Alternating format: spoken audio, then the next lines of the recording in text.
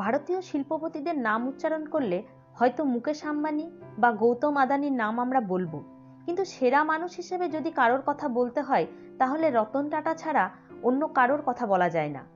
অর্থের দিক থেকে রতন টাটা অন্যান্য শিল্পপতিদের দিক থেকে কিছুটা পিছিয়ে রয়েছেন ঠিকই, কিন্তু মনুষ্যত্বের দিক থেকে তিনি এগিয়ে রয়েছেন অনেকটাই। ব্যবসার দিক থেকে সাফল্য অর্জন করলেও তিনি কি নিজের ব্যক্তিগত জীবনে ততটাই সফল? 1937 সালের 28শে ডিসেম্বর মুম্বাইয়ে জন্মগ্রহণ করেছিলেন এই শিল্পপতি। 88 বছর বয়সী এই শিল্পপতি বারবার নিজের বড় মনের পরিচয় দিয়েছেন এবং আমাদের শ্রদ্ধা ও ভালোবাসা অর্জন করেছেন। শুধু ভারত কেন, সারা বিশ্বের প্রত্যেক মানুষ এই মানুষটিকে শ্রদ্ধার চোখে দেখেন।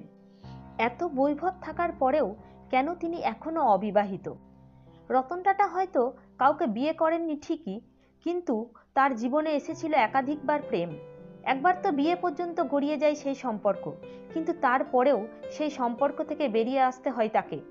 তবে আমরা আজ বলবো রতন টাটার জীবনে ভালোবাসা নিয়ে আসা সেই অভিনেত্রীর কথা। পড়াশোনা চলাকালীন রতন টাটা যখন ভারতে এসেছিলেন, ঠিক তখন রতন টাটার জীবনে প্রেম নিয়ে এসেছিল যে অভিনেত্রী, তার নাম সিমি গারেওয়াল।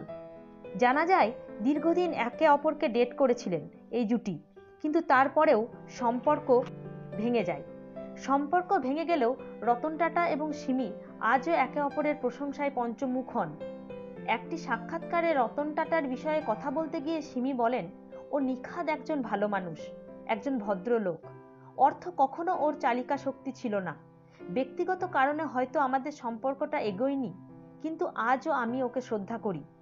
রতন টাটাকেও এ প্রসঙ্গে জিজ্ঞেস করায় তিনি সবসময় সিমির প্রশংসাই করেছেন।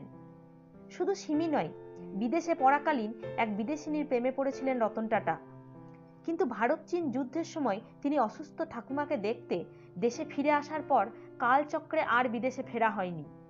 ভারত চীনের যুদ্ধটা না হলে হয়তো আজ রতন টাটার জীবনটা অন্য খাতে বইত। হয়তো আজ রতন টাটার পাশে আমরা দেখতে পেতাম কোনো সুন্দরী রমণীকে।